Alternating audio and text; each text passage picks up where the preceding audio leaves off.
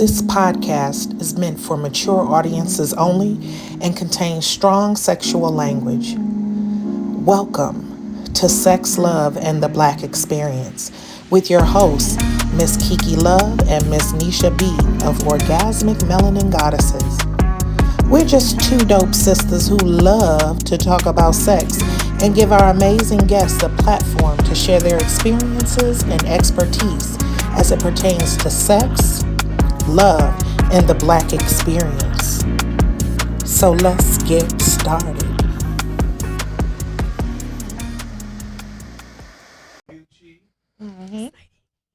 All right, everybody.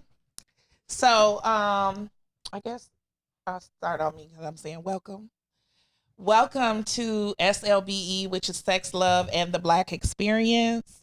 We are so excited to have some wonderful special guests with us.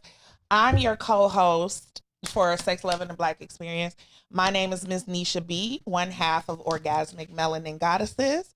And then this is my lovely co-host, mskikilove. Say hello. Hello, everybody. What's going on? She's the better half, the other half of Orgasmic Melanin Goddesses. And then who do we have here? These wonderful guests. We're going to start with you, Chase. Go ahead and introduce yourself. Oh, well, thank you so much for having me. My name is Chase Cramer. I run Chaseinsexed on TikTok. Awesome. I do LGBT inclusive sex education, and I just talk with people about their bedroom options and what's available to them that a lot of people may not have known, to help them build better relationships with their own bodies and themselves, especially people who are differently abled. And also to help bring couples together on a more intimate level. Yeah, thank you. I'm so glad you brought up about differently able, because that's one of the missing pieces of our event. We want to find someone who is differently able to come up on stage and talk about persons with disabilities who still, they're still sexual beings. Right. So we definitely need to talk about that if you know somebody, because we really want to have somebody talk about it. People don't look at certain groups of people and they just be like, oh, you like sex too? Right. Yeah, just like you. I'm human, just like you. Everybody. Like, we often overlook like the elderly too, and it's like, no, they're still getting it on as well. They do, and sometimes more. Right. Yep. Sometimes more. Especially when Viagra was introduced, like the numbers skyrocketed. Well, the scary part is when you start looking at like STD rates, and you're looking at the communities. Sun City had an explosion at one point in time, and it's like, oh, those old freaky folks up there is because Viagra. When Viagra came into play, it was like, oh, you mean I can get it on? I can do what I gotta do. And they don't get pregnant no more. Right. Well, so they're like, why do I use condoms? But that's what it is, when I was telling my mom when I started this business, I'm like, your community, 55 and up, are, the highest STD and AIDS rates in the country. And she was like, what? I said, because you're not getting the knowledge about condoms and getting tested. Like, it's there, I'm old, so I don't need to get tested anymore, or I'm old and I don't need to use good, and I don't need to use condoms. So it's like, what? No, if you're still able and your dick is still working and your pussy's still working, you need to get tested on a regular basis. Right. Like, absolutely. It's just that's why we do what we do, to educate everybody, right? About particularly sex. The BIPOC community, particularly our people, Black people, because that's what we know. That's the community we grew up in. And we feel like, I think too, because our community doesn't, we've been taught so many things. We don't even seek protection and all those different things. And straight people in general don't do testing. Talk about that. Straight people. I don't know what it is. Yes, that's just so now I want you to, sorry, we got into the topic. Please introduce yourself. Absolutely. My name is KristoferIOnyx, Onyx. I'm a performer here in the Valley, but also I wear a lot of different hats. I work for Phoenix Pride.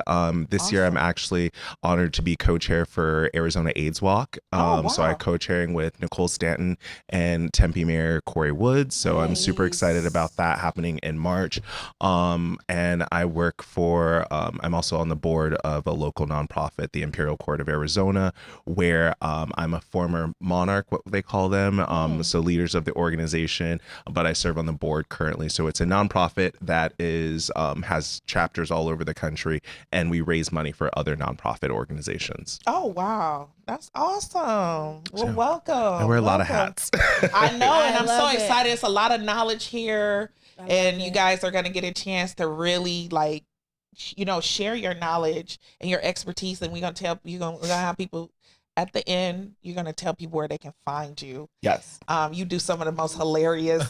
Yeah, no. Thank Kids, you. I love them. But they're very educational. I saw just a few days ago on your Instagram, there was a reel that you made of this new vibrator that's flexible. Oh yeah. And I was like, what in the blue and tarnation is this? I absolutely fucking love it. They make all kinds of ones. Chase, I love it. Yeah, Mhm. it was adorbs. Oh, well, thank you so much. And I You're do welcome. try to bring a lot of humor into the conversation because it can be so serious. Like I used to teach Right. sex ed in high school, and all the kids, the first thing they would do is just like tense up and be like, oh my God, this guy's going to talk to us about sex. And so the first thing I would do is be like, it's okay to laugh. You know what I mean? Like, Right. it's okay to like get the giggles out. Like Mhm. we're talking about sex. It can be Yes. uncomfortable. Right. It can be funny. Like you don't need to, like, I don't need to be that kind of like teacher where you just have to Serious. listen Yeah. to me and be quiet the entire time because I'm Right. just so above you. Like, Right. no, like we're talking about real bodily function. Sometimes we fart. Sometimes we burp. Sometimes Right. it's embarrassing. Like it's Right. okay to laugh and like be human. Mhm. Right. Yeah, no, it's adorbs. Your page is adorable. And I just saw a little bit of yours, Kristofer. And I'm like, okay, sexy black man. Okay. Oh, yeah. here I'm the for naked all of Mister of Arizona, listen, so. listen, I'm here for A lot of my it. costumes start off as a yard of fabric and they only get smaller from there. So. I love it. Listen, I'm here for all of the shenanigans. I love it. I love it. It's adorbs. So let's talk about the fuck shit that you want to talk about. So the fuck shit this week, I'm always in celebrity business, even though I don't give a fuck, but I'm always in the celebrity business, especially black celebrity business. And so the fuck shit this week is about Lori Harvey and her dating life. Now, Lori Harvey is one of the most unproblematic celebrities that I can think of. She literally minds the business that pays her fucking rent, and she don't bother nobody. And that's what I'm here for. Sis literally does not like talk. People like, does she even speak? Because she literally does not talk. She does not say anything. But I noticed that with her dating life, right? It's always up for tabloid fodder. And it's always up for everybody got to know who she's sleeping with, who she's fucking with, who this, that, and the third. So my problem is when men are running their mouths about this black woman that literally does not bother anybody.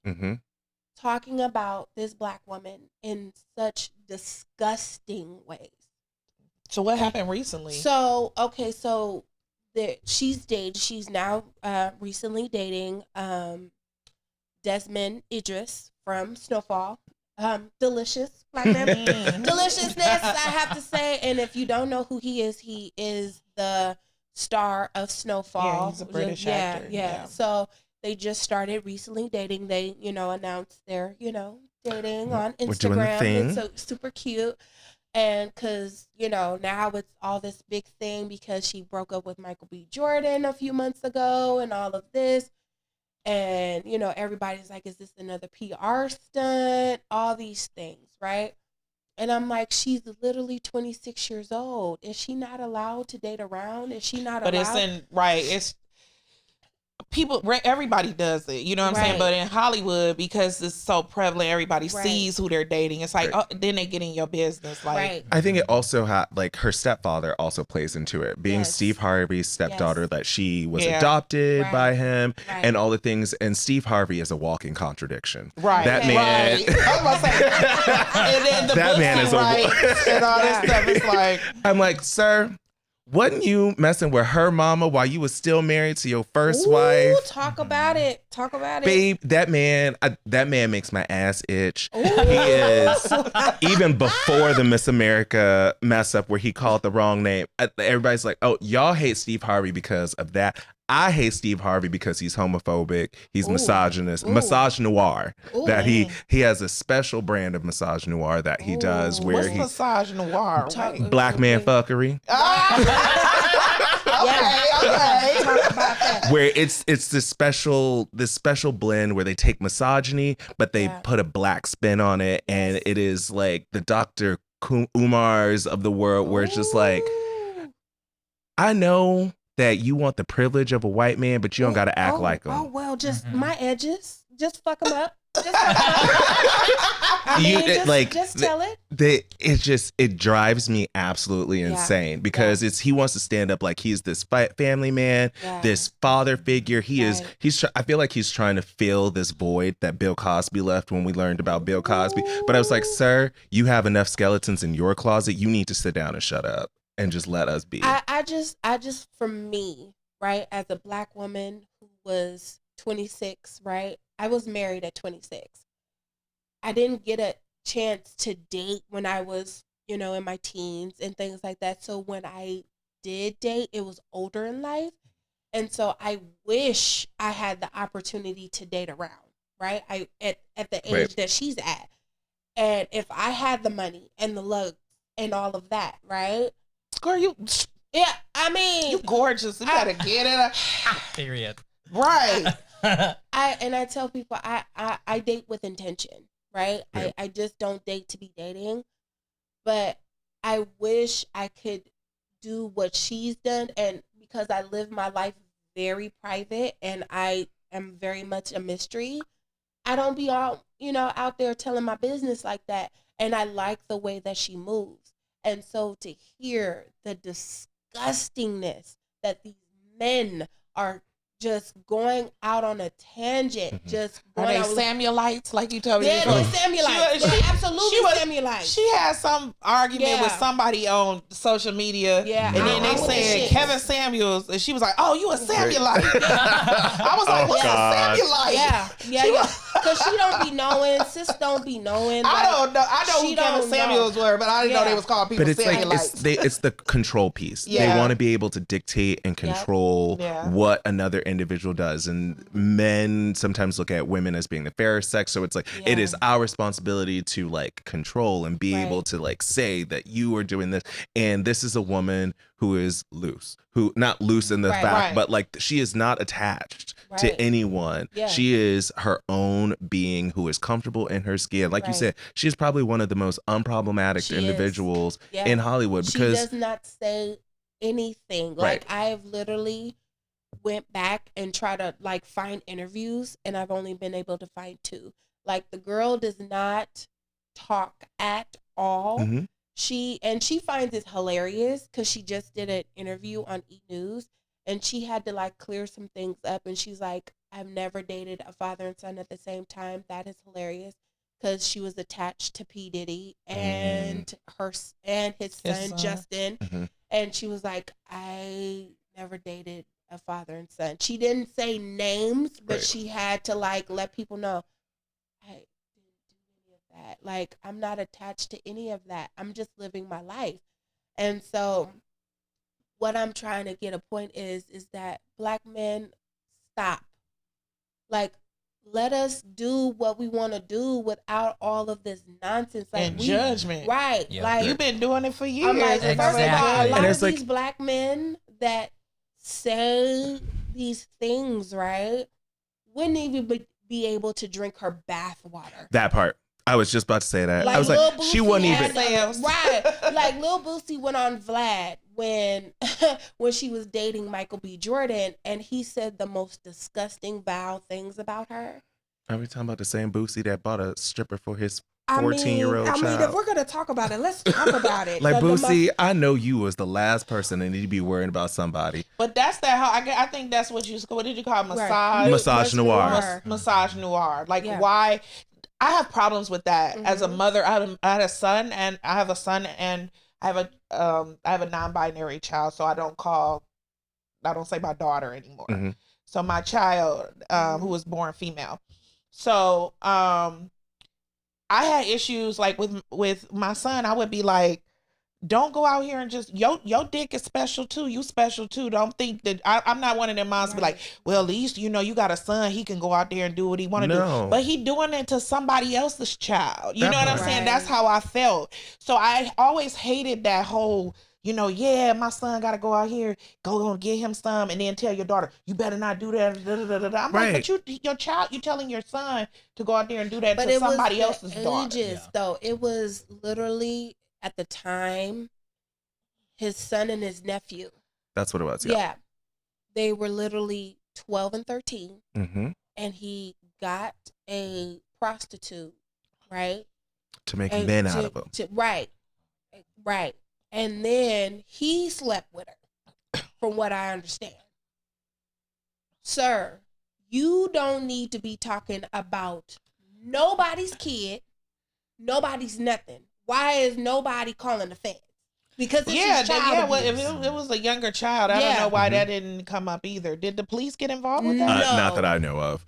But like, it to that point also is like having how we raise children based off of gender differently. I was like, like we make a joke out of Nick Cannon running around with 17 babies. Ooh, come on. But if there was a woman who had 17 babies and 15 baby daddies, like we would run her through the mud. But Nick Cannon can literally sit here and have a birth announcement on the Tuesday, and on Wednesday is announcing that somebody else is pregnant with his child. Because yes, your dick is special because your dick can run around here and 365 days of the year pop out 365 babies. In 1 year, that woman, she will only be able to have one child.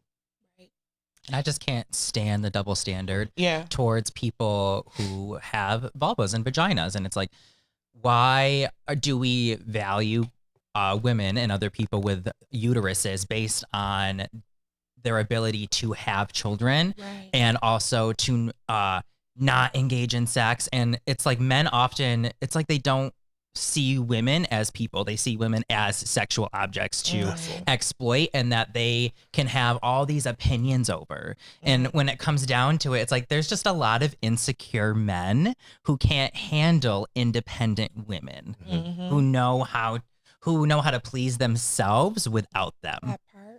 That part. It's just disgusting. And I personally feel like, why do y'all care so much who she's dating? Like, I don't, she's not. Because people don't have a life. People go to social media and they look to tear down other people. They don't have a life. Just like reality TV shows, their escape is social media. And sometimes you can fall down that social media rabbit hole. Disgusting. And I don't know how it could be to be in the spotlight and constantly get berated and stuff like that. And you have to look past that and be like, I'm just going to live my life. I'm sure it probably still internally Of course, affects like them. she's a human being just like anybody else, and I'm pretty sure that she sees all of this nonsense. She probably chooses to ignore. I would. Right. I hope she has a really good therapist. Yeah. Oh yeah. Oh, I think. Hello. I hope she has a very good therapist. Hello. I think everybody needs a therapist. I told my kids. Everybody. I told my kids, look, I did the best I can. You grown now. Go get you some therapy. My child said, you still on my insurance? Go get you some therapy.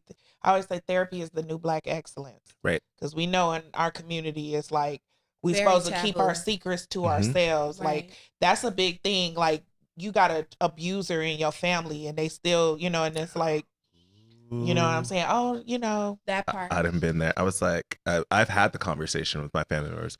Being a gay individual, gay Black man, it's like, first of all, if we're going to start on me, let's start on cousin Billy Bob over there that everybody in the family talks about. Well, don't leave him around the kids. Don't leave him around the kids. At least he's allowed to be here, but I'm not. Baby, let's talk about this. Let's talk about this. So let's talk about coming out. Okay. Yes. So how old were you when you came out? I did not have the opportunity to come out. I was found out. I was 19. Okay. I'm not older, but like older. So like when I was first coming up in 17, 18, porn, we still did DVDs and whatnot. So Right. I kept I had those hidden somewhere, and my mom found them because she's nosy. I got a black mama, she nosy. Right. It's in her house, so it's her property. Right. Wait a minute. So she, that part. so she was going through my stuff and she found some DVDs, and I remember being at a house party and spent the night with some friends, and I woke up the next morning, we're like hanging out, whatever, talking about what we about to do for the day, and I got a phone call from my mama. And it was one of those like, you need to call me, and then phone call. Oh, wow. And like ringing. I was like, this cannot be good. And then she started sending me pictures of what she had found, and I was like, oh Lord Jesus, here we go. Now I say all that knowing today my mom and I are on very good terms. We're speaking. I go and visit because they live in Dallas now, and I go visit. But at that point in time, we had a moment where we just stopped talking. I came and got my stuff. She kicked me out. It was Wow. I got my stuff, moved in with a friend of mine who I literally had known for 2 weeks. He's like, I got extra room in my apartment. You can come live with me. And that was kind of my thing. And for my mom and I grew up, my mom was my best friend. Mm-hmm. My mom had me when she was 18. Mm-hmm. So we're closer in age than actually her and her two oldest brothers, because her older brother, she has 6 older brothers who range in various ages. And so we were really, really close. And when we stopped talking, it was several months we didn't talk. And my mom finally was like, you're just not going to call me. You're just not going to reach out. I was like, you kicked me out. And not only that, you raised me to be an independent person, because I was living at home because I was helping out, not because I needed to live at home. I had a full-time job. I had a car. So when it came time, she was like, you need to go. It's like, okay. Bye. Which that's good that you were in that position, because a lot of people are not. Yeah. A lot of folks. So that was the beginning of us coming around. Is this here in Arizona? Were you raised here? I was not raised here. This was shortly after we moved here, because I turned 19 like 2 months after we moved here.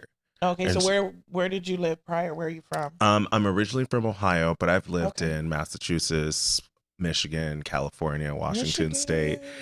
So we lived in Adrian in Michigan. So yeah, I've lived a lot of different places, and at that point in time, this was like, one of the last places that we were living. But it was definitely one of those situations where I was like, you have to remember the child that you raised, because my mom was a single mom. You have to remember you raised us to be independent, not relying on anyone. And I had the conversation when I was like, that includes you.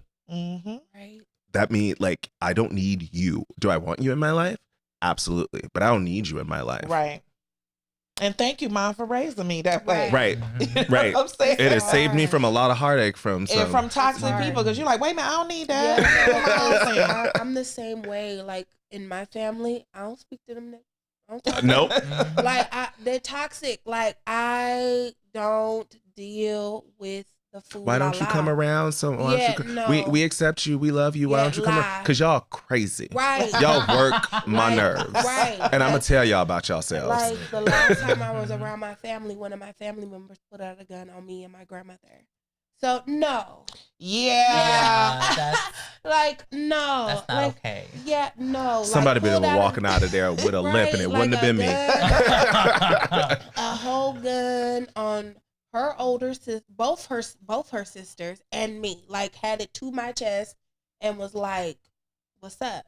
And I'm like, "I'm not staying around for this. No, I'm not around, and I'm not on both sides of my family. It's chaotic. So no, I'm not around y'all. I'm a very peaceful person. Yeah. So I live in peace. Mm-hmm. You're not going to disturb my peace, and you guys and your drama and your foolala are not going to the foolishness of it all. Like can't. So dealing with that, I totally understand. Yeah. Because I can't. Like you just, I mean, you got to get certain people out your life. Though, Yeah. I appreciate that. That's a blessing. Yeah. I was the same way with my child. Mm-hmm. So I'm gonna say really briefly, and then I want you to tell your story.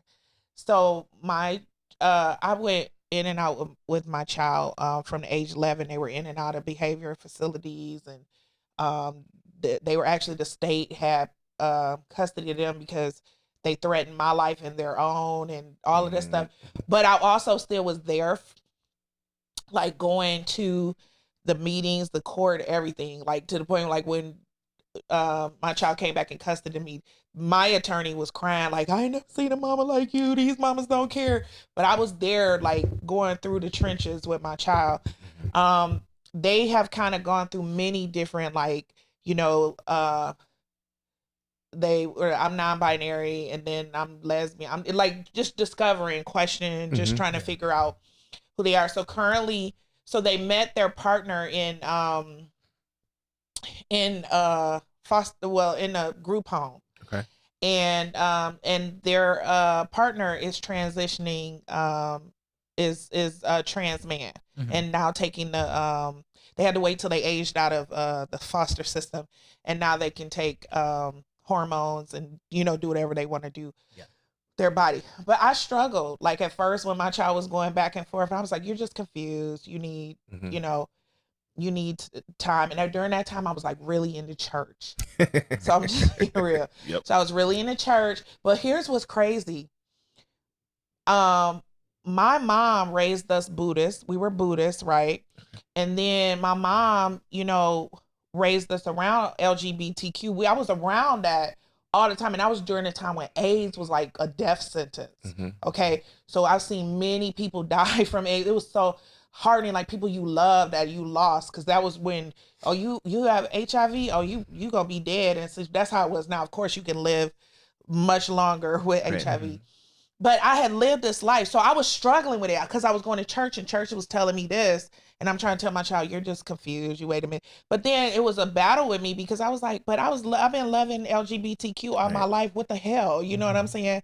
I'm letting this. So I had to come to grips with my own. It had nothing to do with my child and their journey. You know what I'm saying? But just embracing them and just accepting them. And I think I've come a long way.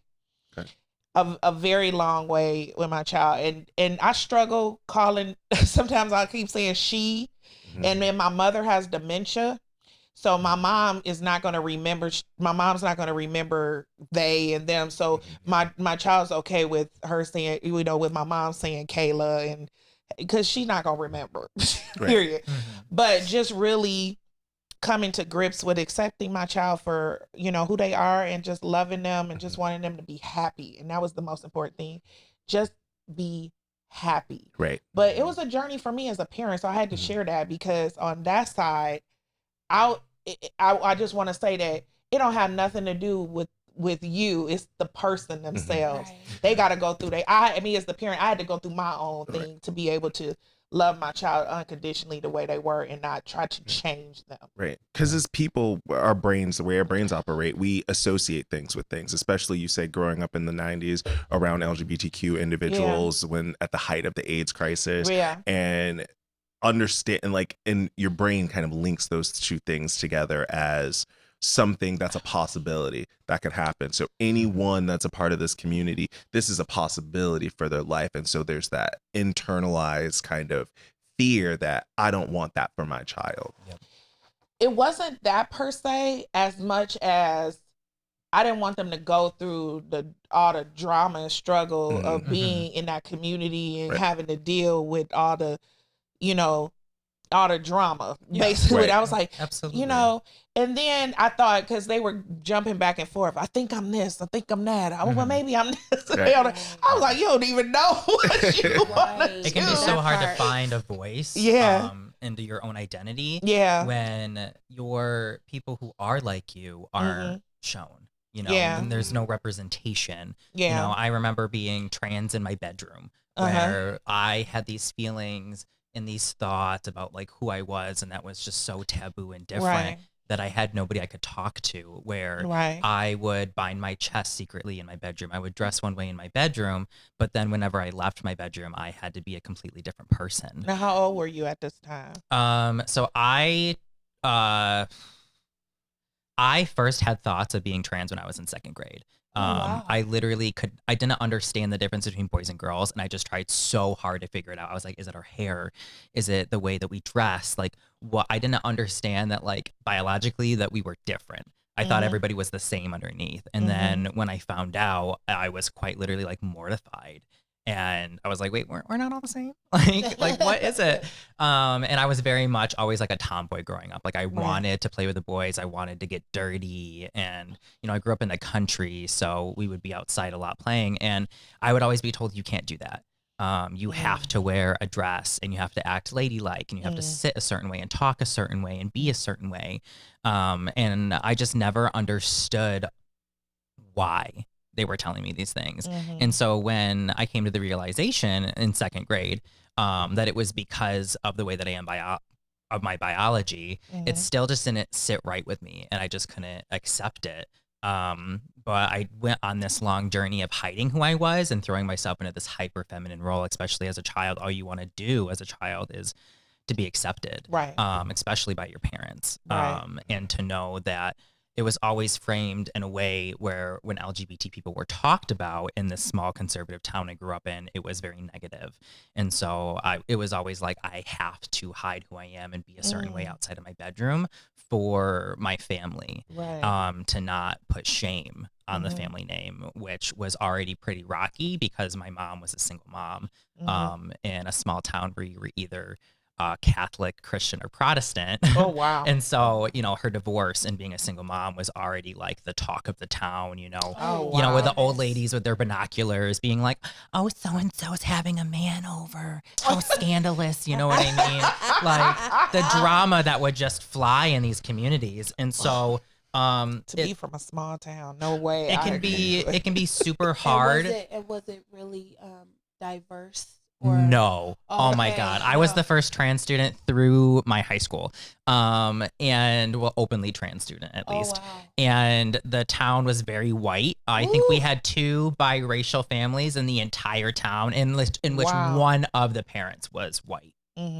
So it was very not diverse. Like if we had any diversity, it was from the foreign exchange students. Oh wow. Like, okay. yeah. So it was. And you had the courage to come out trans, and like, how was that? It's really funny that you didn't get the opportunity to come out because I didn't either. I was very much outed by my mother as well. Yeah. And it's basically like all this tension had built, and eventually like we kept fighting, and eventually she was just like, well, like, do you want to be a boy?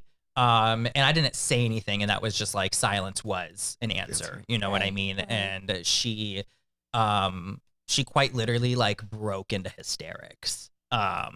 And was like, you're just a little girl, you don't know what you're talking about, and was like threatening conversion therapy. Oh, no, not conversion therapy. And it wasn't the first time. She had also threatened conversion therapy when I told her that I liked girls when I was in like 8th grade. And we had never been like super big in the church either. But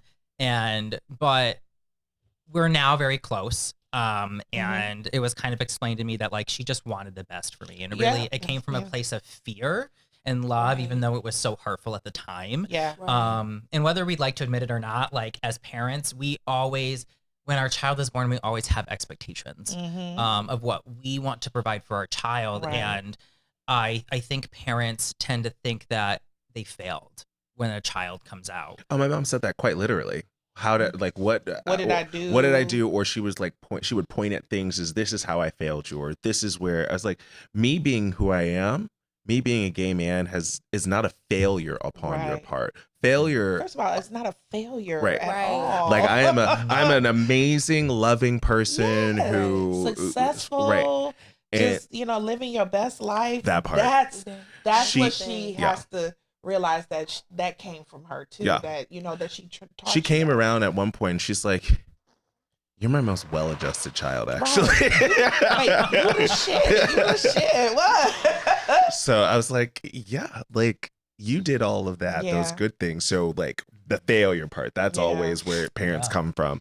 I can relate to that, and I think for me, but I again, I grew up in the LGBT community. We used to call ours because like all of our like all my friends, their moms were lesbian. Like, so I grew up in that community, and we used to call ourselves the children of the children. Yeah.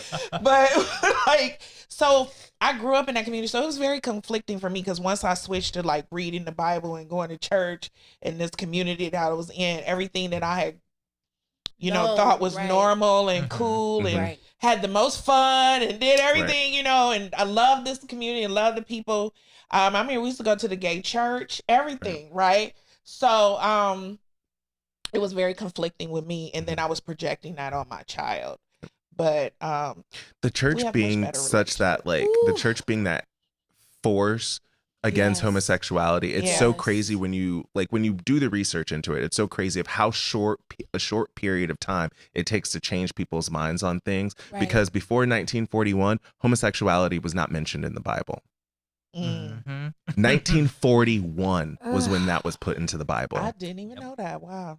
There's a documentary that just came out and the person who translated that, because the original translation was not about homosexuality. The original translation was rendered as child molesters. And so that's why, and that's why, and then they want to put those together. Like if you're in the LGBT community, then you're also a child molester. Right. Like, absolutely not. Right. Absolutely not. Because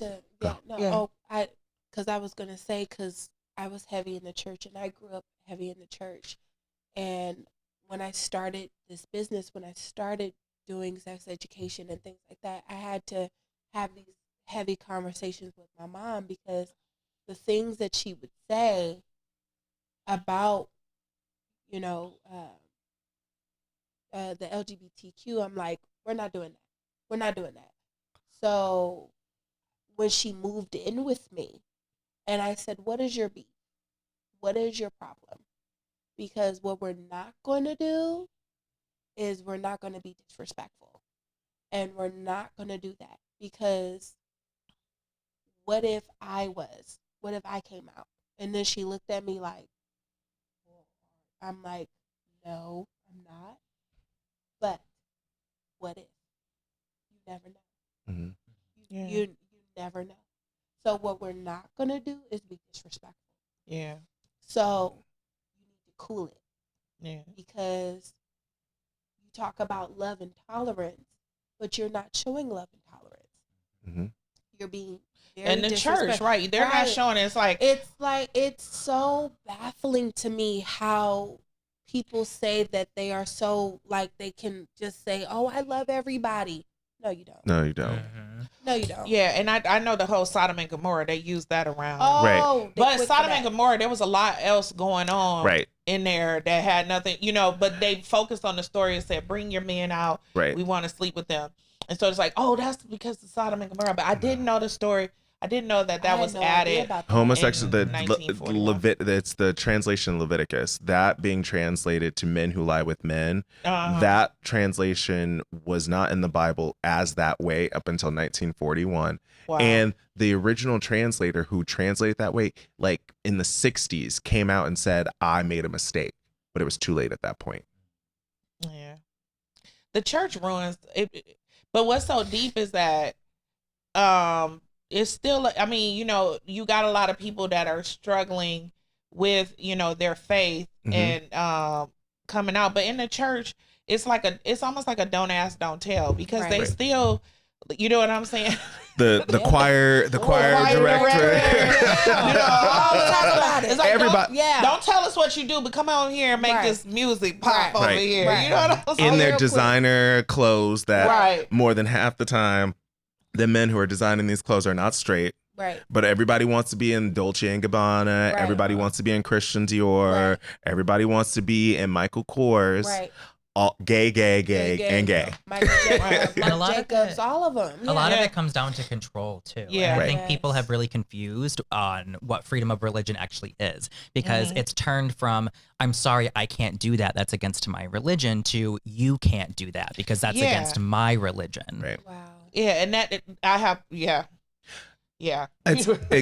it spirals into that how we teach history, because I think that we all grew up in history class, like the United States was formed because the colonists wanted the freedom to practice religion, and they didn't have the ability to practice religion the way they wanted to. So that's why we fought the American Revolutionary War, blah, blah, blah. But the thing, when you really do some research into it, what they wanted to do is what they are doing today. They wanted the ability to persecute those who were not following the exact same religion the way they were. Come on and talk about and it. so that is what we are experiencing today. It is they don't want and all this other food. They don't want us to be able to practice themselves to be able to practice their religion because they have that ability already. Yeah. It's not that it's they don't want anybody else to have their religion being practiced or not.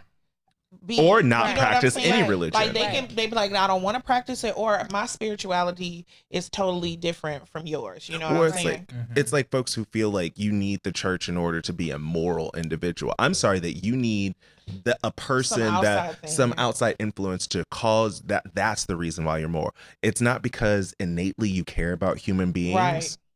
Yeah. You have to have a reason. Eternal salvation is going to be the only reason why you treat people with kindness and respect and love. Right. Yep. That's the only reason why. But I have an issue too with people living for, like, you're living your life for when you die. So are you really living your life anyway? So that's a whole nother thing. I got a question for you, Chase.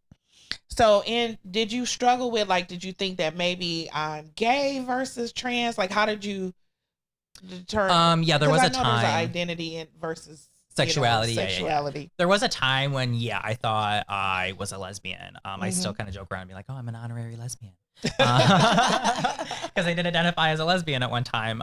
But it also was kind of more of like, at one point I knew deep down I was trans, but I was still hiding it from myself. Like I just couldn't admit because there was so much shame wrapped around that.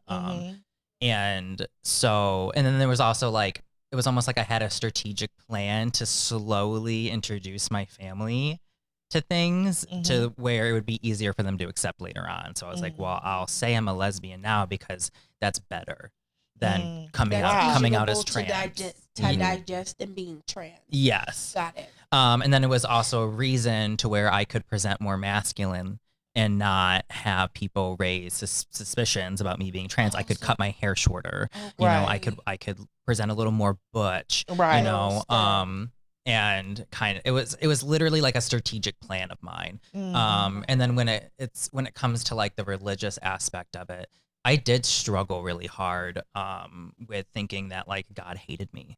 And that I was just an abomination and so against everything. And I came to realize that I can't sit with a religion that is based in fear and shame and that tells me that I was not born worthy. I am born worthy of forgiveness, of the energy that I can pull from the sky, that I can pull from the ground. And I don't have to apologize to be worthy of those things. I don't have to donate money to the church. I don't have to be told that I did something wrong. I am simply worthy of God's love and the energy that this earth can provide because I am a child of the earth. Okay. Hello.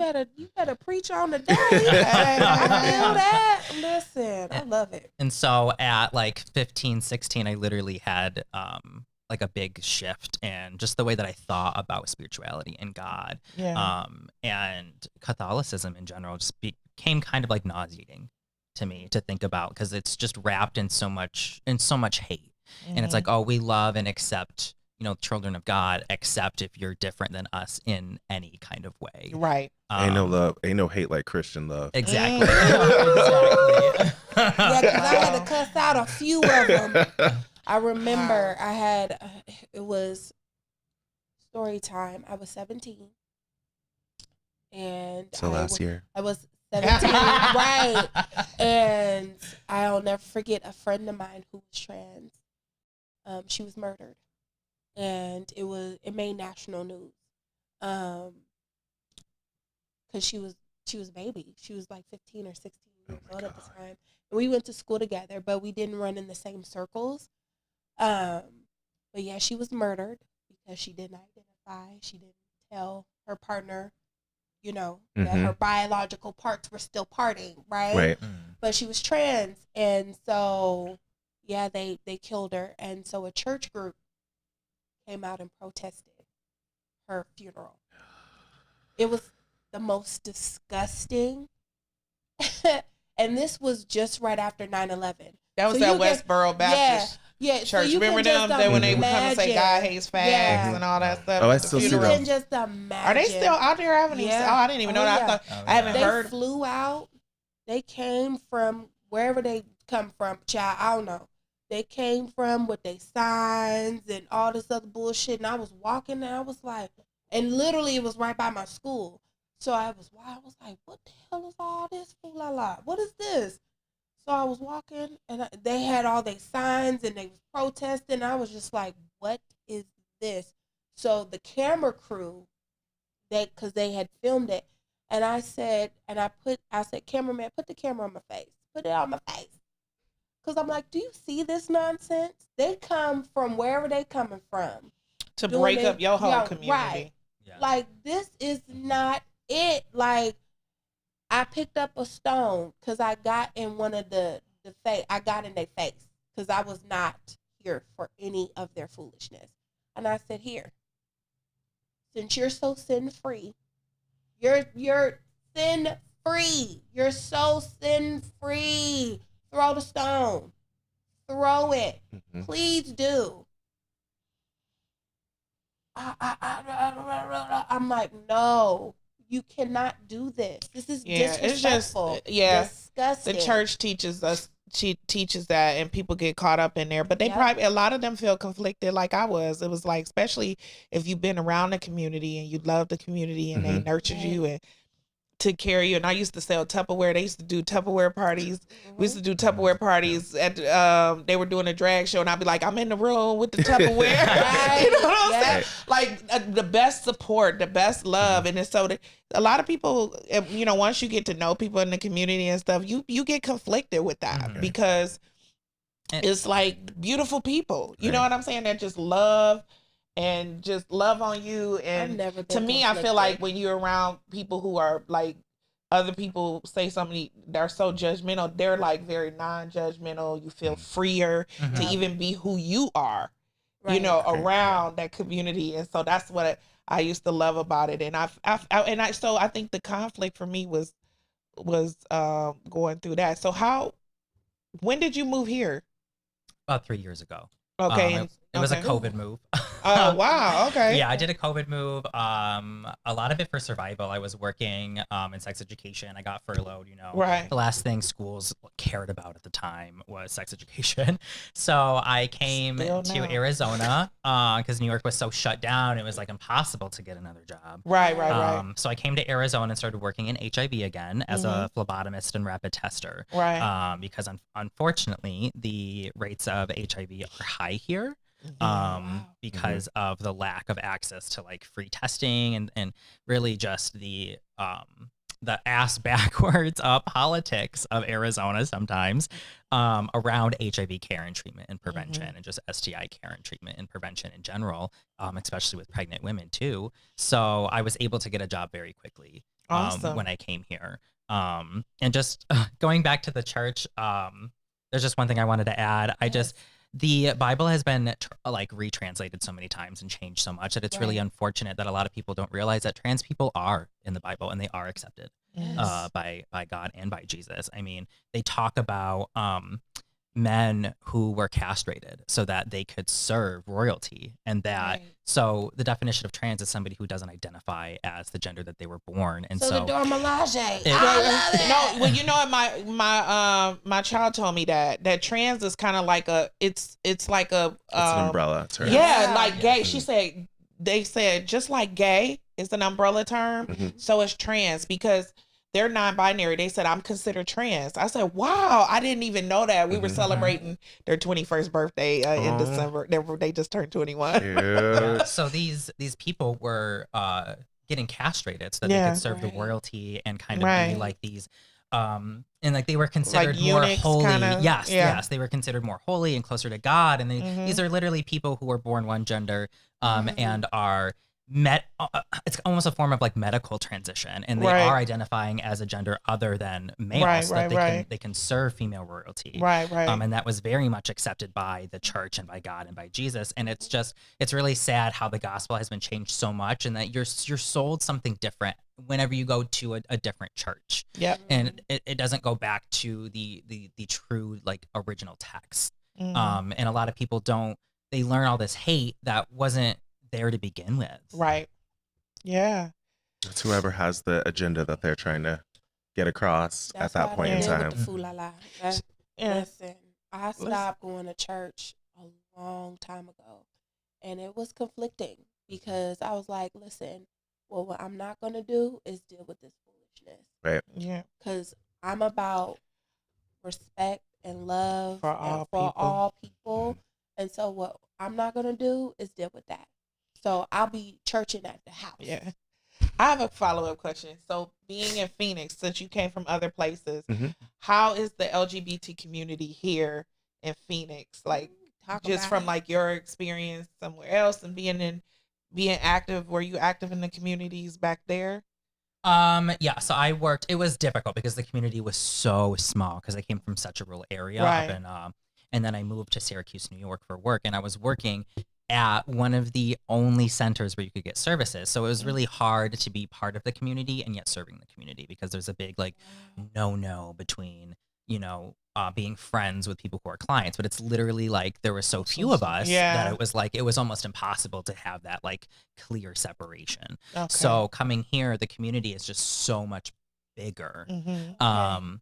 And there's a lot more opportunity for drag performers to like get a start Mhm. from where I'm from. It was very much like there's like 1 or 2 drag shows in town at most, and they've been run by the same old drag queen for years who doesn't allow anybody else in. Oh, wow. So there's still like barriers here for sure. Yeah. But it's just nice that it's bigger than where I'm from. Okay. What about you? For me, so I've only been an adult queer person in Arizona. Oh, okay. I had like I lived in Washington State for a little under a year, and that was a little bit different just because where I lived in such a rural area. Like me and my partner at the time, we were the only queer people that were of age or wow. not over 50. So like that was it. And so being in Arizona, I've been here since 2006, and I will say the community's changed a lot. It is vastly different from when I first moved here. Just the city, the city is so different as far as like, well, I remember when I was 21, most of the gays lived in Scottsdale. Versus now, a lot of times, like it's hardly ever folks are living out in Scottsdale. They live in Central Phoenix or some of the outskirt areas. But understanding that Phoenix as a major city is so different than other major cities because other major cities are built on top of each other. So there is a centralized area essentially where you meet, where you see the queer community because everybody lives on top of each other. Whereas Phoenix, we have so much urban sprawl. There's no centralized location. Yes, we have the Melrose district where there's the greatest concentration of queer-owned businesses and queer-owned bars. But there's so much happening all over the city. We have more gay bars in Phoenix than most major cities ever will have. And not only that, we have a fraction of the gay bars that have existed in Phoenix at any point in time. There's a Facebook group, Arizona Gay History, that is out there, and they have a list. There's like a list of over 170 gay bars that have existed in Phoenix at some point in time, or within Arizona at some point in time, that have either changed names, changed hands, or just closed. Luckily, we didn't lose any gay bars due to COVID. The only gay bar that closed around that time was not due to COVID. It was because the owner of that bar passed away. And so that's the only reason why we lost that place.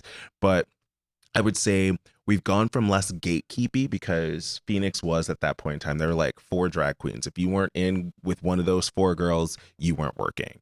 Versus now a lot of the younger generation or my generation came up and kind of really worked together. So there's a ton of casted drag shows now.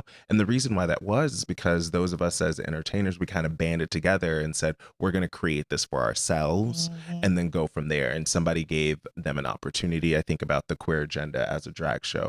That show celebrates 5 years next in like 2 weeks. They have their 5-year anniversary, but they went to Stacy and presented this is what we want to do. Stacy had never really had drag at his bar before, and he allowed them, gave them that space, and kind of built from there. Stacy's at Melrose. Okay. Okay. Stacy's Because out. the only one I know is Charlie. So I'm Oh like, well. oh, okay. You know what? I Okay, I'm like, I have know. I have a very interesting relationship with Charlie's. Okay. Charlie's is a larger collective of bars that the original was here in Phoenix. Got it. And the thing that I appreciate about Charlie's is who they say they are, that's it. They don't try to be anything else. They don't try to put on airs like we're so inclusive, we're so blah, blah, this, then the other, when you know in practice that, because some of these other places, they talk about their diversity and inclusion, but when you look at who's on stage, who's behind the bar, who's working, that's not actually the case. Whereas Charlie's has always been, this is what we are. You take it or leave it. And I've come to respect them because, I mean, I think about at one point in time, that was the only gay bar that had no black people working there. What? Every other gay bar had at least a black bartender, a black staff member, something. They were the only gay bar that for years and years never had a black person working there. They may have drag queens that were doing shows that may have been black. I was a black entertainer that worked there from time to time. But as a bar, they didn't have like a regular staff member. And now I can't knock them. Now they probably have more black people on staff than any other gay bar in the town in the city. Oh, wow. But they also, it's like coupled with business practices, like because they want to be more male focused, they charge women on the weekends after a certain hour to come in. And they don't charge men. And I've talked to several trans individuals who have varying experiences. If you're not trans enough, if you're a trans woman, right? If you're a trans woman and you look more masculine, then one day you might not get charged. And then the next weekend you'll come out, you might get charged depending on who's sitting at the door. So I think that they've done a lot of good work. I mean, they just had a Martin Luther King Day show. This is the first time I've ever seen they had one yearly, but this is the first time I've seen them where every single cast member was black. The first time. And I've lived here. I've been working in bars in Phoenix for 17 years. Wow. First time I've seen an entirely all black cast for Martin Luther King Day weekend. Cause I'm always like, you don't have to, you can say just holiday weekend and do whatever you want to do. You don't have to throw Martin Luther King Day name on stuff just cause it's his birthday. Knowing damn well ain't me nobody. Out when people do that. They use MLK or they read his quotes and they don't really know what he was really about. When I first moved out here, I was blown because again, I'm from the Bay Area. And so being the little activist I am, and I was like, and I was looking because at my job, there was a coworker of mine, her daughter went to Paradise Valley School District. And it said on there for Martin Luther King, it said Civil Rights Day. I was like, what is this? Someone called the police. Like, what is this? Somebody called the cops. What? And the white foolishness. What is this? And that brings me to the next fuck shit. The black girl follow train. I don't understand. Why? Chase, you're honorary black for the day. I am so honored. You're honorary black, babe. You know, we'll give you the pass. We'll give you the pass. You need to talk to your people, Chase, because I don't understand why these Karens. I do not claim the Karen. I don't understand. These Karens are terrorists. Why, babes? Why do they feel the need when women of color, right, have something, and the black women follow train is the still the number one trending topic on TikTok, still, and it's been like almost 2 months, almost 3 months. I don't understand. What's the black girl follow train? You might want to explain. Okay, so the black girl follow train literally is just that simple. It was literally created by a creator on TikTok, and she made a trend saying, if you're a black girl, I'll follow you and I'll follow you back. That was literally it. That was all it was said. And literally thousands of black girls and women started following, and it was so beautiful. Next thing you know, these Karens come out of nowhere and start the shenanigans. literally, I saw one woman, and she was all the way in Australia. I kid you not, crying. I saw my that one. God. I did With see that the one. Why do black girls follow? Why can't we say white girls No. follow? She No, was literally and- that. And Exactly again, that. her husband or boyfriend or whomever it was told her, like, yo, don't do that. I need to do it because I can't. The racism. God. I gotta have the racism come out. And she was just like, if I was, what if I started a white girl train? Do it. Nobody's stopping you. It's exactly what it is. It's racism, right? Right. And it's also It's I just white find fear. it's It's white fear. It's racism, and it's also white people being afraid of what will happen if other communities get the same power that they Yes, have or the same it's white fear. opportunities that they have.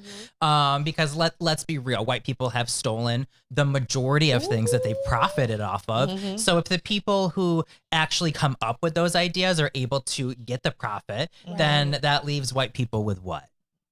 You know what I Right. mean? Like it's a fear that they can't continue the white culture of stealing other people's culture and profiting off of it. But when there's fear, that's the whole scarcity thing too. It's like you feel like, oh, if these other communities come up, and then oh my God, why can't we all thrive? Right. I know. Well, There's it's- enough for everyone to eat. It Like, must be hard to be a default setting and you see something. I love it. You see I'm something. gonna put that on a damn shirt. I'm feeling it. I mean, because that's feeling what it it. is. Like when you look at what's demographics, like these are people who are the default setting. Right. These are like, and when you see somebody else do Yes. something, you feel like you're losing something because you're no longer centered in that. How your point of view is no longer the focus there. But it's like, just because we're doing this over here doesn't mean like you can't be over here, because it's not changing the fact that you are Right. the default setting. Right.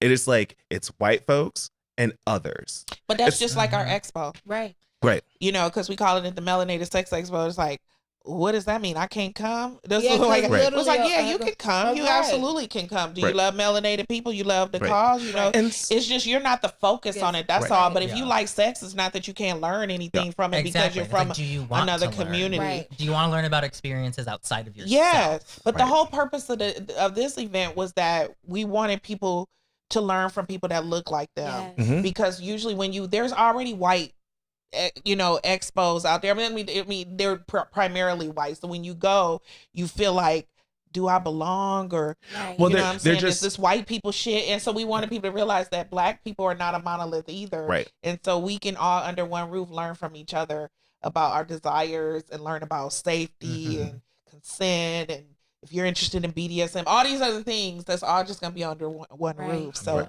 And yeah, I think it I goes love the back to the default whole setting. default setting Yeah. thing where it's like Yes. these sex expos, yes, they should be inclusive and they should be for everyone to go. Right. But because you are the default setting, that's what it is. We don't call it white history. We call it history. That's why Right. there's history and black history, Right. Yep.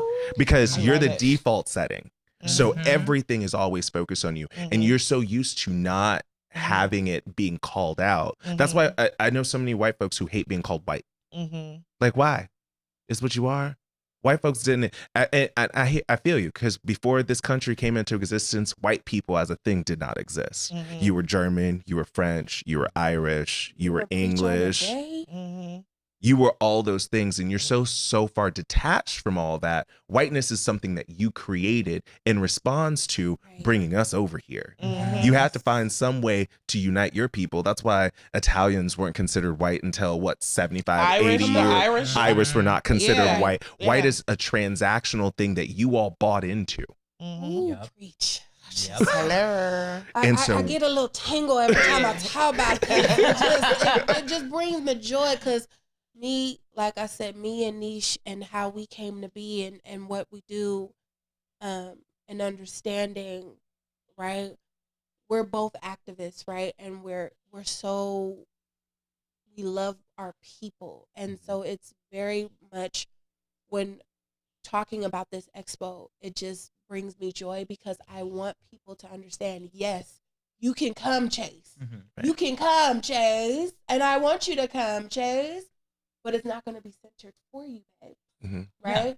It's going to be people that look like me, that's going to look like Niche, that's going to look like Kristofer on panels and talking about things that are focused for the BIPOC community.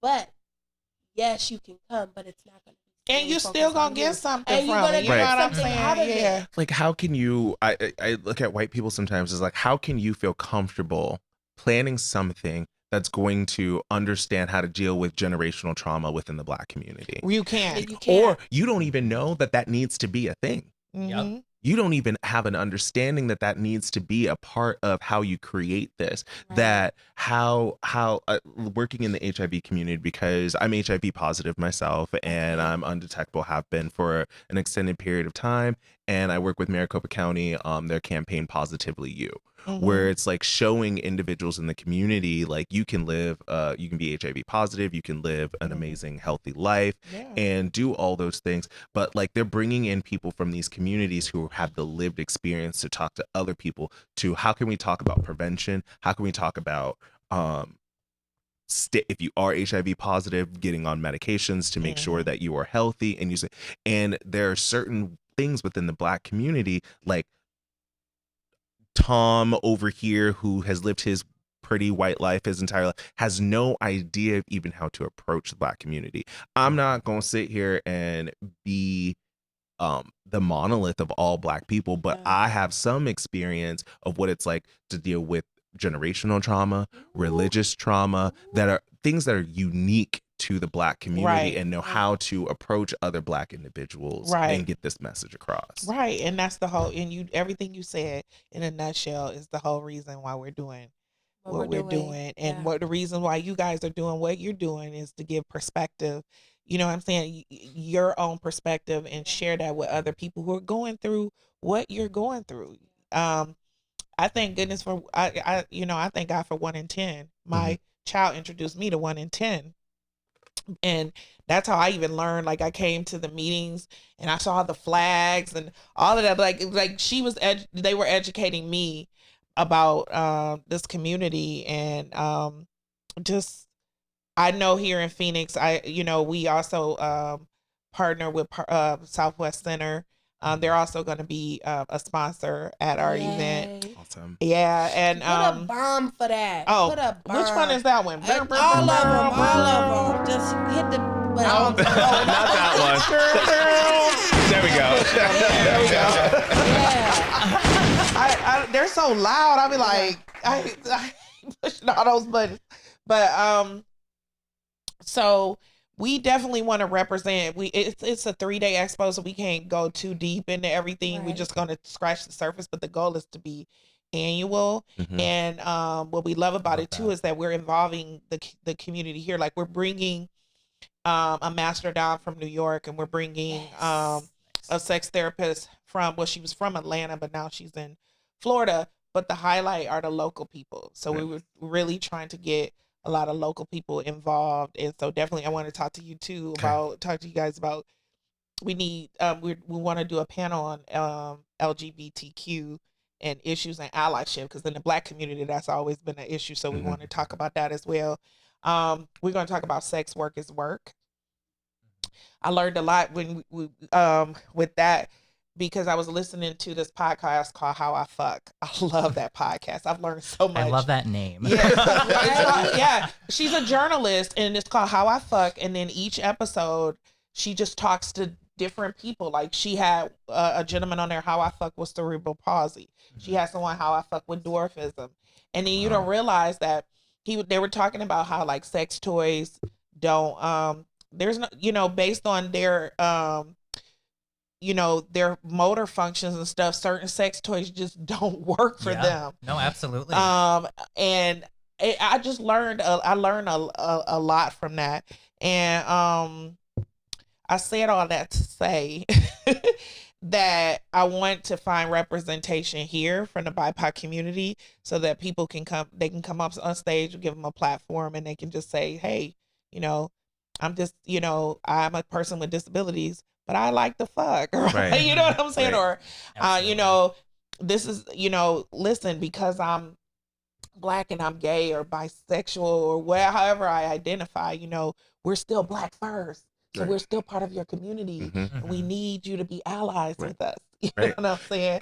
Because there's still issues, even in those intersectionalities, there's still issues, I'm sure, like we were talking about, still being Black as a part of that community as well. And you need your people to help come in and support as well. You know what I'm saying? So absolutely. And I started off my career in human services being a DSP at a group home, and I saw firsthand how people who are differently abled, their sex lives are completely controlled by these group homes, especially those who don't have anything mentally, like dealing with their medical about them. It's all physical, and they weren't allowed any form of birth control without a doctor's note, like not even condoms.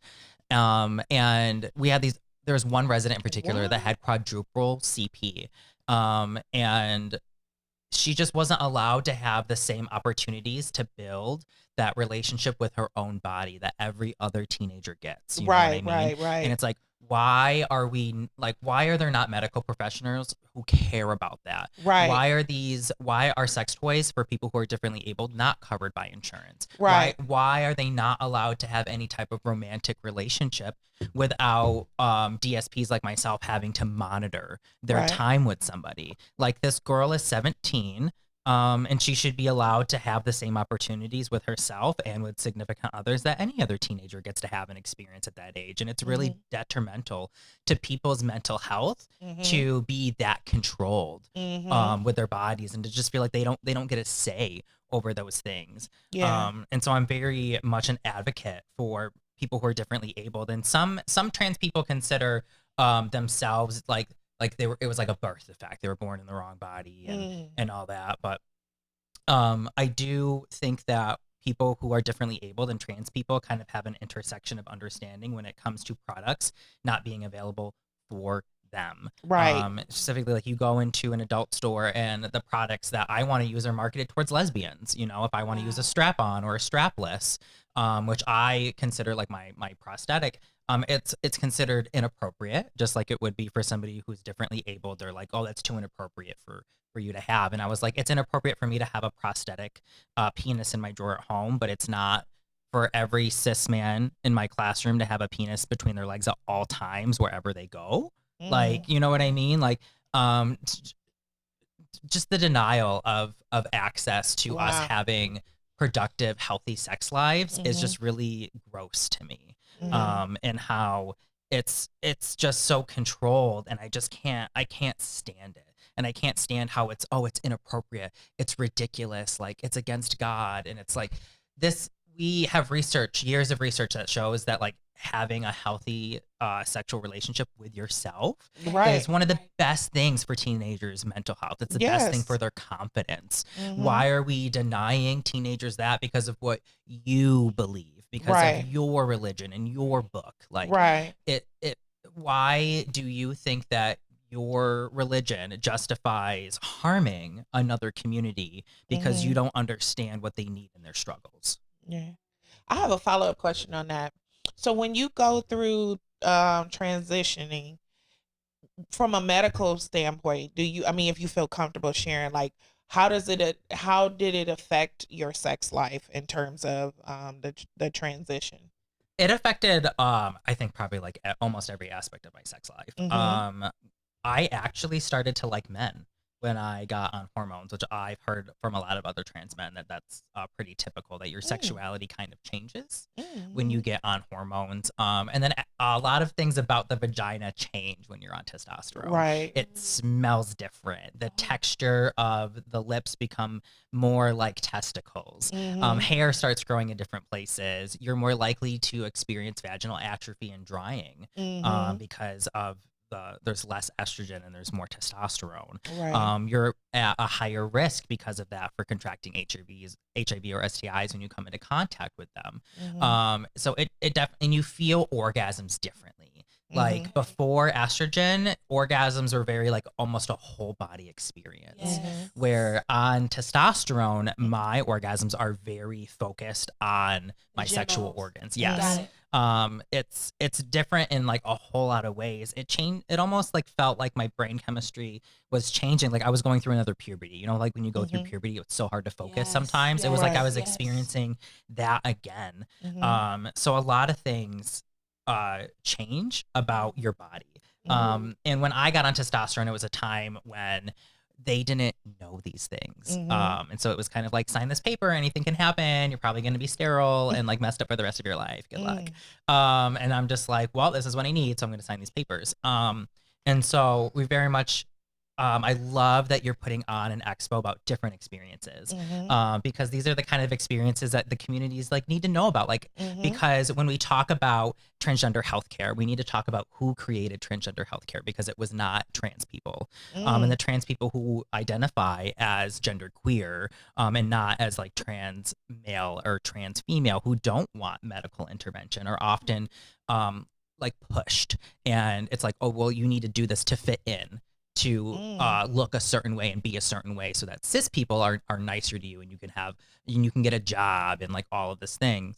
So it's really important that we talk about like how our bodies change through these medical experiences, Right, yeah. So that people understand what's going to happen to them, so they can accurately consent to medical transition, because it was not created by trans people for trans people. It was created by cis people to force trans people, especially like trans people who come from different cultures like Hawaii, where a third gender was like respected and considered holy in like Native American communities. The gender transition therapies that were created weren't for their genders. It was for them to fit into this white cis kind of perfect image of what people should be. Wow. Woo! That was a Thank you. whole lot. Sorry. Yeah. No, thank you for sharing, thank you, because 'cause I want, had no you know, idea. it's always good to understand, like, you know, the transition, the change, how it affects you. And then the need also, because of those changes, like you were saying, even the need for specific toys, all kind of things, even for, you know, trans people, in terms of just finding pleasure for themselves. It seems like you had to rediscover your body. Yeah, no, absolutely. saying? And then especially like after top surgery, you know, like Yeah. my nipples do not feel the same. Oh, wow. You know, because they were just resized. They were quite literally taken off and like put back on. Right. So like I lost a lot of nerve endings, and I've gotten like some feeling back, but it still never has felt the same. Where it doesn't feel pleasurable. Like I feel pressure, and it's more like painful. Where before I had surgery, it was almost like when you were to touch my nipples, you could like feel like almost electricity like running through your body. You know what I mean? Like, and so it's very different. And then there's I know trans masc folks who have had top surgery who like they just don't have nipples anymore. And so talking about like the trans experience when it comes to, you know, your sex lives, you have a lot of options and a lot of things that can change. And then also knowing that like, hey, even though you get on testosterone and you can experience like vaginal atrophy, there's also like estrogen creams that are usually prescribed to cis women going through menopause. You know what I mean? That like that can prevent that or treat that like when it happens. And just knowing that there's all of these options that are available for you, and everybody's transition looks different is just so important. Yeah. Well, awesome. Well, you got to, I love, people have to follow you. So, and they have to follow you. We go, so because you really share a lot of information, you just like a wealth of knowledge. I really think you should be on our panel. We already adopted you. Well, I would be honored. Really, seriously, and we would love appreciate for that. you to come and be on the panel on February 18th, because just to really talk about the experience and talk about where people can get services, because again, we knew that majority of the people are going to be from Arizona here. It's going to get bigger and better. We're going to have people flying from all over. We're going to put Arizona on the map. But so buy your tickets and stop but playing. Also we still even if we take this on the road, we always want to highlight the local people, because the people that are coming they're looking for their tribe. They're looking for people to be like, okay, where can I go here? You know, I'm at this place in New York, and all the services are in New York, or these people are all from New York. So definitely, if you guys could join us on the panel and really talk about the issues, and even talk about like, you know, being Black in LGBT community, still a long way to go on certain things, and even here in Phoenix, like how that is in the community. If you want to briefly kind of share that. I mean, definitely for me, I was at one point in time, I was president of the board of directors for Phoenix Pride, and I was the only Black executive for any LGBTQ organization in the state. Wow. And not only the only Black one, but quite honestly, most times I was also the youngest one in the room. And so having to be that individual and understand, like I always preface things, I am a Black man. I am not all Black men. Right. I'm not all Black people. Right. My experience is going to be unique and anecdotal to how I have experienced life. Right. Yeah. And it's not going to be the same way that every other Black individual has experienced life, because for some people, I've had friends who have moved here and they're like, I hate it here. This is the most racist place I've ever been. For me personally, that's not been my experience. Right. And I don't know what the difference is in those two things, but I do know that, like we were talking about before we started, I was like, if y'all stop moving, maybe we can get something done. Right. But there needs to be more of us here. Right.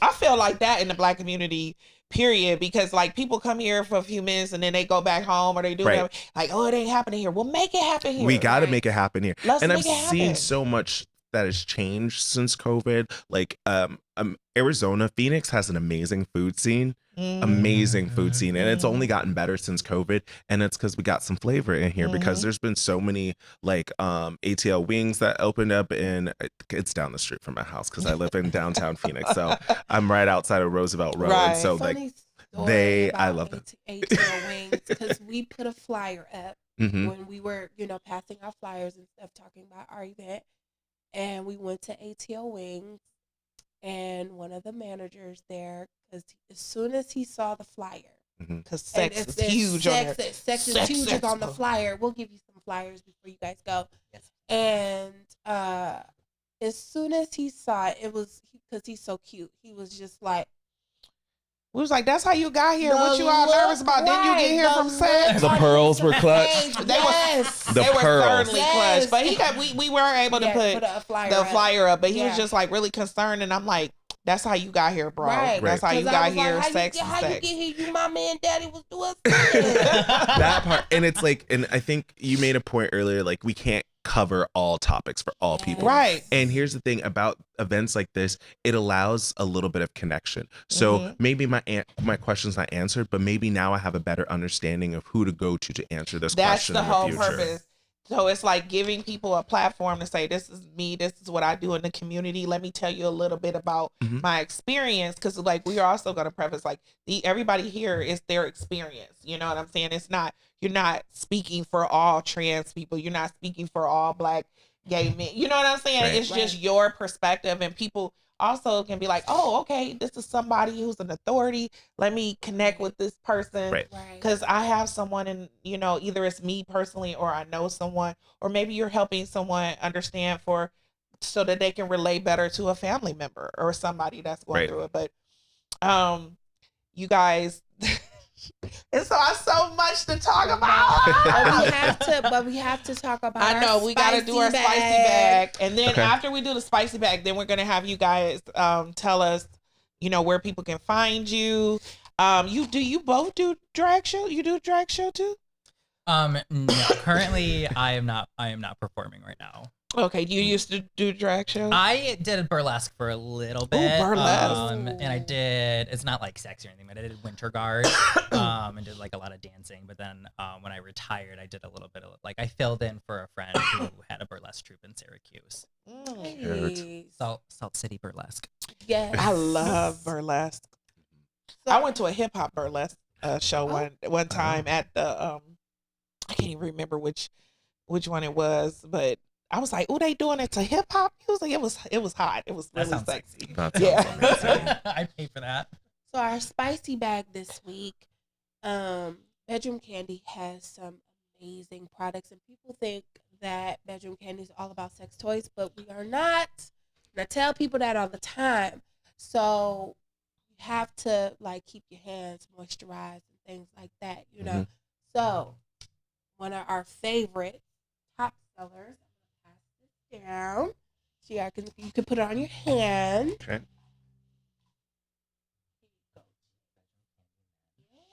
Yes. You want some, sis? But I'll take a little bit. Okay. Oh, it smells so good. I use the bedroom candy man because I like the smell. So this is called Head to Toe Balm. Okay. And it's made with Ghana shea butter and a few other vitamin E's and C's and things and all that kind of good stuff. It's just so good. And we have a whole line for men. We have shampoo, conditioner, beard oil, all that kind of good stuff, right? And we love it. Look. And a little bit goes a long way. Yeah. A little bit goes a long way. Yeah.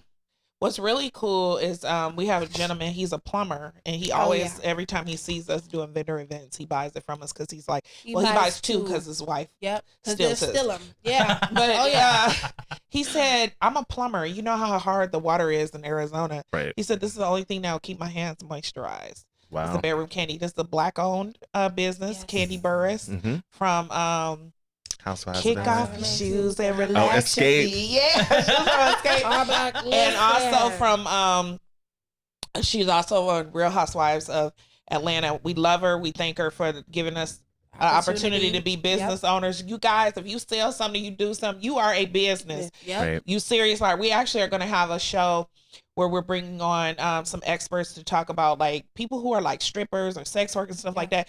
These, like, you're a business, and she helps a lot of people with their taxes and stuff like that are in the sex work industry. And so we're really going to unpack that and have that conversation, because it's the same thing. Cause I run into people who do hair.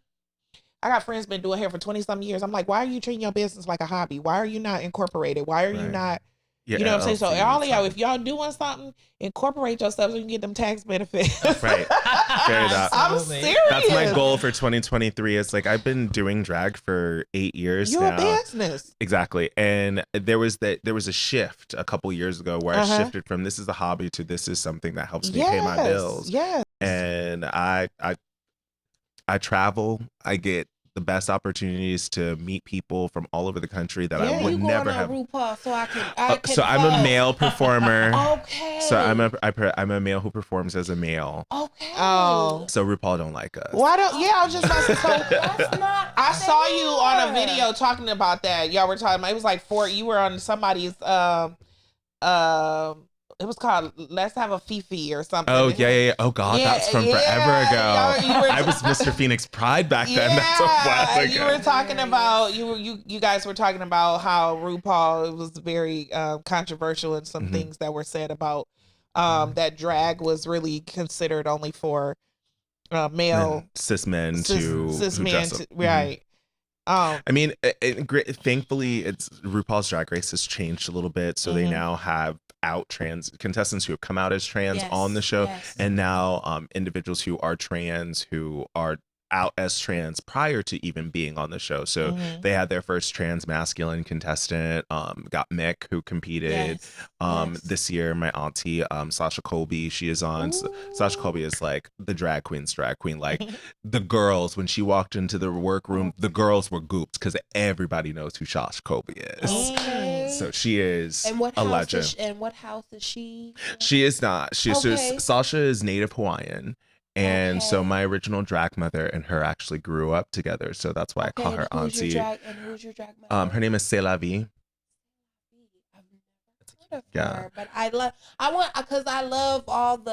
it because I'm like, I live for all of the houses and all that kind of stuff. It's like Game of Dragons, Game of Thrones. I love all the houses. House of Colby, House of Colby, yes, because her drag daughter, Carrie Colby, was on the previous season. Okay. And so also as an out trans woman. I love all of it. It's fascinating to me. I'd be like, come on, House of Garçon. Yes. So the next one is one of our favorites. I think this is gonna win this year for best sex toy of the year, but it probably is gonna rival the Peach, the newest one that just came out. But this is called Get in Touch, and it's our finger vibe.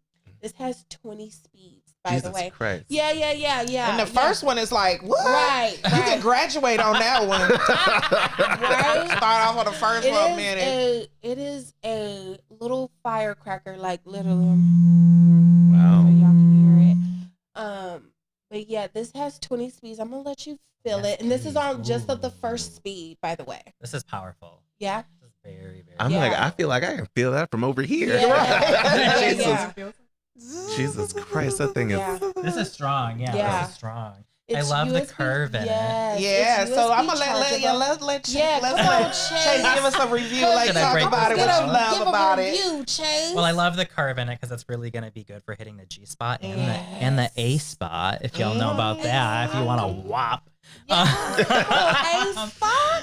And personally, I just have I like sensory things with fingers. Like I just hate fingers going inside of me. Right. So I love finger vibes because it just helps Yes. cover the nails from Right. scratching all up where Yes, you don't yes, want them yes. to scratch and And this everything. is USB I'm like, can you chargeable. wash your nails before you try to Right. put your finger? Come The on. pH balance is real, y'all. Right. pH balance Yeah, is I Right. real. so Yeast remember infections being in and sex UTI. ed and having a teacher. The vulva is like a rainforest. It's Yes. it naturally takes care of itself. Yeah. So does, Jesus Christ, the thing is. I know, isn't it And wonderful? so how you change up the speeds is you just click it. Does it have like a? Does it also have like a remote or anything? No, it does not have a remote. That one's just a simple one, or It's just somebody just simple. get it started, or they want Yeah. just a little Look simple at vibe. Kristofer's face. He is just. And it's in made full from medical grade word. silicone. Ooh, Yeah, so it's yes. very one of the like people ask us all the time, you guys could sell your own toys. Why don't you make your own? No. I'm like, well, first of all, I'm all about quality, and we're Right. kind of spoiled with Barium Candy We are. because some of the other vibes out there and stuff. Like, I mean, I'm not buying something on Amazon or Wish, you know what I'm saying, and then try to sell it. Like, we like still that, about quality. That rose, we do not sell the rose, hoes. We do not sell the rose. Don't ask us. No, I Don't prefer a come to our womanizer over the table. rose. I truly Don't prefer come the to- people who don't actually come to our created table with that rose the bull. suction, you know, that Right. pleasure The air suck- technology. yeah. And then, you know, after prolonged sucking, sometimes they'll toy the prolonged sucking, that can cause some damage too to Right. your clitoris. I So- love. I mean, it's made with high quality silicone, so that's great. But I love that it has all these different vibe patterns, so that you don't get bored Yes. of the stimulation. A lot of people think that vibrators make you numb or Yes, dull your no. sensitivity. Yeah. No, it's the biggest myth ever. You're just bored of the stimulation pattern. So if it's constant stimulation, you know, hit that button and check it out. I only need button 1, and I'm knocked out in 2 minutes flat. It's a 2-minute flatter. I'm trying to tell Well, you, like, man, yeah. That's when you make a point the to like, I'm gonna Womanizer start off Starlet on. is the 2-minute I'm starting flatter. on setting 10 Yeah. today. I'm gonna Yes. start there and go from there. Yes. Woo, child. It's a I'm good trying to time. challenge myself sometime. I'll be like, let me go back to the one right now. 'Cause I don't think I can do it. She be Well, light. thank you, Chase, for Thank you. playing with our toys. No, and I love the color. I always black. I appreciate the gender neutral color and that it's Yes. not pink. Like so, Yeah. Well, like our so many colors are things. black, gold, and pink. But So, I noticed that but Candy, what she did recently is she's making a lot of her toys more gender neutral Right. because of that. Because we did have a lot of pink stuff. I'm like, everybody don't like pink. Like, we Yeah. just got this new wine vibe. It's called Mic Drop. yeah. And I it can't looks wait like to a play with it. microphone. But that's when I learned, like, it was a young lady. She was talking about having I don't like to say suffering, having dwarfism, and she said she can't reach her vagina. So something long like just the wand, where she can reach her vagina and give herself, you know, pleasure, her clitoris, and give herself pleasure Okay, because to play you know. with But like little things like that, we take for granted. Man. Yeah. Yeah. I love to listen to sex podcasts and listen and read about sex all the time. It's Shout so outs much to fun. all the I sex think that's why it podcasts makes me out horny a lot. My husband be like, damn it. I'll be like, this is my life. there. Right. We literally are sex educators, so we have to like listen to all the sex podcasts and all of the things. Shout outs to all of the sex podcasts out there that are doing amazing things. Like Carl getting nominated for an AVN award. Yeah. Oh, you know, Black and Kiki reached out to us. We're gonna be on the Black and Kiki That's podcast. awesome. We gotta fill out the thing. We're so Yes. excited. And also in Tucson, we're gonna be in Sex by Southwest. Yes. So that's the collaboration between Southwest Love Fest and Tucson, which is a polyamorous group, and Sex by Southwest.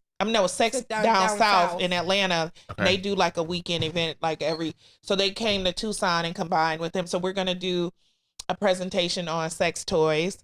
And then at the Southwest Love Fest, April 14th through the 16th. So that's February 25th in Tucson. Yes. And then April 14th through the 16th, we're going to be there we're going to do toys for solo, couples, and group play.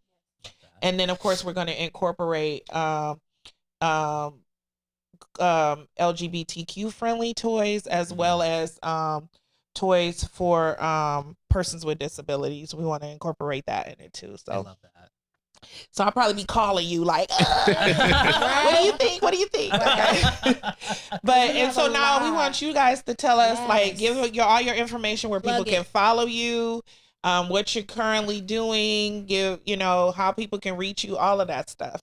Well, my name is KristoferIOnyx again. It's Kristofer. So my name is I'm Black, so I gotta spell everything all kinds of crazy ways. So it's Kristofer, Kristofer, Inez, INEZ, ONYX. And you can find me on Instagram, Kristofer. So it's KristoferIOnyx is my handle on Instagram. It's my full name, KristoferIOnyx, on Facebook. I'm getting ready for February for performing. I'm calling it the Reparations Tour. Okay. So I have 10, 11 shows that I'm doing. I'm starting off my kind of tour in New Mexico on February 4th. We're doing, oh God, why did I just forget the name of the show? But it's an all-black cast, the first time like this of any sort at the Albuquerque Social Club. So the Soch in Albuquerque is doing an all-black cast drag show there on February 4th, and finishing out my month. I believe my last show is on the 28th at the Queer Agenda at Cobalt, which is my home bar. Oh, okay. We can find all of that on your on my Instagram. Yep, Instagram is where I post my schedule. Definitely will be adding you on our Instagram. He already followed. You already followed. See, she's our social media person. Yeah, I already take care of all that. Yeah, I be on top. Yeah, so. Perfect. Awesome. It's such a pleasure meeting you. Thank you so much for having me. It's a pleasure meeting you both as well. Chase. Yes, hi, I'm Chase, and I chase the sex education for you. So my name on social media is Chaseinsexed. It's CHASEINSEXED. I'm on TikTok, Instagram, and YouTube. But if you find one, you can just take my link tree to all the other ones. And I also wanted to take this opportunity to shout out my friend Regina, who is a Black trans woman in the community. She hosts the T-gurl review on Mondays at BS West, and it's all trans female performers. So awesome. If you are in Scottsdale, Arizona, or nearby on Monday nights at 9:30, definitely check that out. And you can find Regina on Instagram as well. She don't go out on but it's not only are the entertainers that are working, the girls that are all trans, also the DJ is trans as well. They're trying to and the bartenders. Yes, so awesome. Everyone that is working that night at BS West is all trans. BS West. Make sure we follow them. We follow it. Add that every Monday. Every Monday. So those who love their girls with a little something extra. Yes. You know what? Hey. Gonna go outside, sis. I go outside. You do go outside. I be like, she like, that's a school night. I'm like, oh God, we got a plan to go out. Right. Yeah. But and also follow Orgasmic Melanin Goddesses at omgoddesses GODDESSES.com and find out about our expo. Just click on expo. And our tickets currently are 25% off. Get your ticket. Yes. The VIP is awesome because it includes our VIP reception where you meet our sex celeb experts. We'll do a podcast style. We're going to feed you. You can get some drinks. It's going to be amazing. And then with the VIP, you also get access to our Saturday and Sunday day expo, but you also get tickets to our sexy masquerade party that Saturday night. And so what will you wear or not wear? Because we will have a body paint specialist too. Ooh, stop. Yes. And at our event too, we're gonna have classes. We're gonna do demos. We'll have we'll talk about BDSM. We'll talk about fellatio, Yes, cunnilingus. yes. We'll talk about unpacking sexual, trauma. So you can, there's so many people out here that are just, they're having sex, but they're not enjoying it. And we got to understand that pleasure is important. And so how do we unpack that and just, and we're going to briefly touch on it. Hopefully some people will get some breakthroughs from it, or at least get some where they know to go to continue to get that care. But we're gonna talk about cannabis and sex, all this different kind of stuff. And we're gonna have a bunch of different vendors, Yeah. like our dick pop vendor, who's gonna make us dick pop. Yes. And you will be able to get full body massages from our friend James, the therapist. He will be up there massaging, the feet and the bodies and things. So get some full body massages. Nice. Yes, from him Just and a his lot business going partner. on. Yeah. So we have a lot of stuff. It's going to be a full packed weekend, and we're super excited. We can't wait. So please buy your tickets. And if you still want to sponsor our event, there's still opportunities to sponsor our event. We don't have room for talent.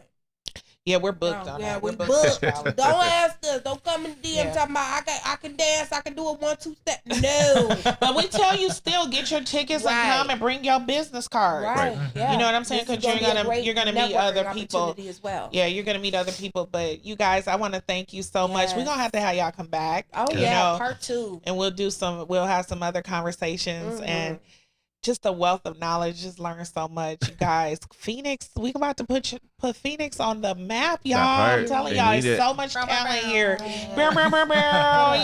Like, because I always think about well, first let me just say everybody, and we're gonna close out this show.